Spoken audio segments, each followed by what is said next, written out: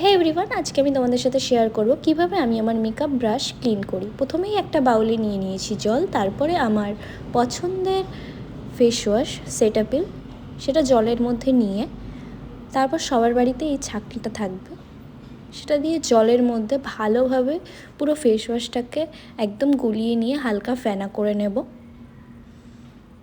তারপরে আমার প্রতিটা ব্রাশকে একসাথে জলের মধ্যে দিয়ে রাখবো এবং আধ ঘন্টা মতো টাইম আমি এইভাবে এগুলোকে ভিজতে দেব।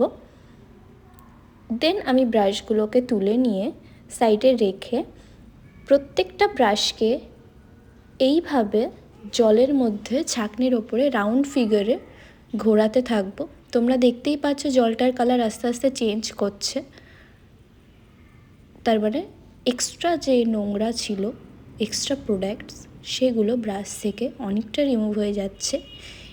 এবং তোমরা যদি এই ট্রিক্সটা ফলো করো তোমাদের ব্রাশগুলো থাকবে খুব সফট। আমি এইভাবেই আমার মেকআপ ব্রাশগুলো ক্লিন করি, তোমরা চাইলে অবশ্যই ট্রাই করতে পারো। সব ব্রাশ পরিষ্কার করার পরে দেখো আমার জলটার কি অবস্থা। তারপর সব ব্রাশগুলোকে হালকা রোদে সুন্দর করে শুকিয়ে নেব। তো আজকের মতো এইটুকুই।